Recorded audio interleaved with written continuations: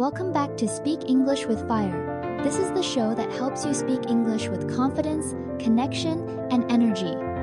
I'm Emma, and today we're digging into a challenge every English learner faces: how to handle those dreaded awkward silences and keep the conversation alive, even if you feel nervous or stuck.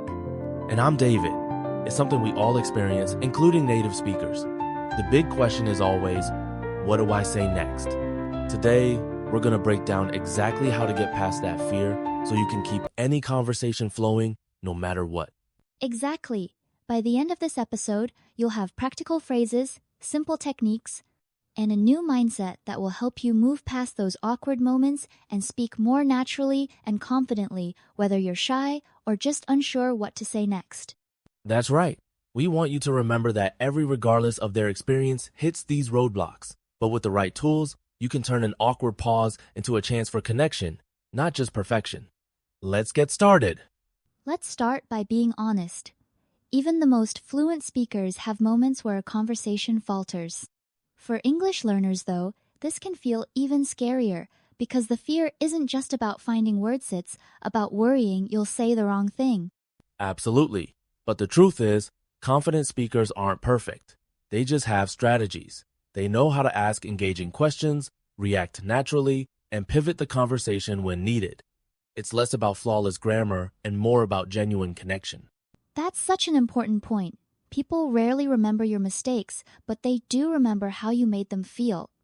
If you focus on creating a comfortable atmosphere, the words will come with time. Exactly. Connection always beats perfection. If you can make someone feel heard and valued, you'll find that most people are eager to keep talking, even if your English isn't perfect yet. Let's get into the golden rules for keeping a conversation moving. First, ask open questions. Instead of, "Do you like your job?" try, "What do you enjoy most about your job?" This invites longer, more interesting answers and keeps the exchange going. Open questions are conversation starters, while closed ones can shut things down quickly. Another essential rule is to react, not just reply. Show interest with phrases like, "Oh, really? That sounds amazing," or "No way, tell me more."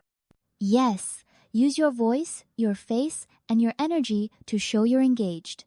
And don't forget to share a little about yourself. For example, that reminds me of something similar that happened to me. This back and forth makes the conversation feel natural. Think of conversations as a ping pong game. Each person keeps the ball moving, sometimes hitting it back, sometimes adding something new. If you follow these simple rules, you'll find it much easier to keep things flowing, even in tricky moments.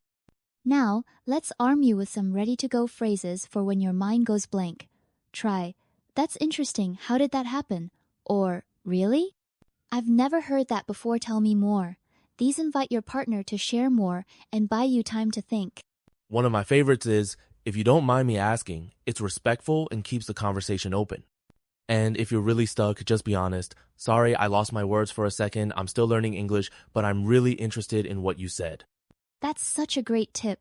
Admitting you're learning is totally okay. It actually builds rapport. Remember, it's about being real and keeping the connection alive, not about sounding perfect all the time.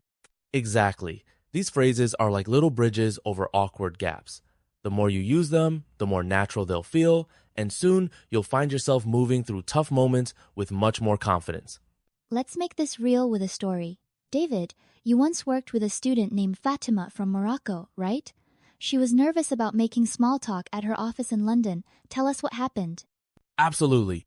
Fatima was terrified of those everyday chats, but one day she took a chance and asked her coworker, "I'm trying to improve my English. What's your favorite TV show in English?" That tiny, honest question opened the door to a half-hour conversation. And it didn't stop there. The next day, that same coworker brought her popcorn and a DVD. What started as a simple question grew into a real friendship, proof that one honest moment can change everything. Exactly. Today, Fatima and her coworker are best friends. Her willingness to ask an open, genuine question made all the difference.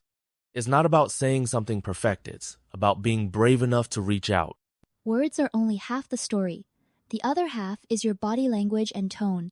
Smiling, nodding, and using positive expressions can make your partner feel comfortable even when you're searching for the right words. Exactly. Sometimes just saying yeah or oh wow while making eye contact and nodding is enough to keep things moving. These little cues show you're listening and encourage the other person to keep sharing. Even simple phrases like really or that's interesting can fill the gaps while you gather your thoughts. With the right tone and body language, even a short response can keep the conversation alive and flowing. When people sense you're genuinely engaged, they want to keep talking. So don't underestimate the power of your energy and nonverbal signals. They're just as important as the words you choose. Let's wrap up with a quick summary. Ask open-ended questions, react with genuine interest, share a little about yourself, and use simple phrases to invite more. And never forget your tone and body language matter just as much as your words. Here's your mission for the week. Try asking one open-ended question in English. See where it takes you, and remember that every awkward moment is just a sign that you're learning and growing. If things get awkward, that's a good thing. It means you're pushing your limits. Keep practicing, and soon those conversations will feel much more natural. Next time, we'll cover how to express your ideas clearly in English without using fancy words. It's a listener favorite, so don't miss it. So, subscribe, share the podcast with a friend, and remember, Speak with fire and people will feel your warmth.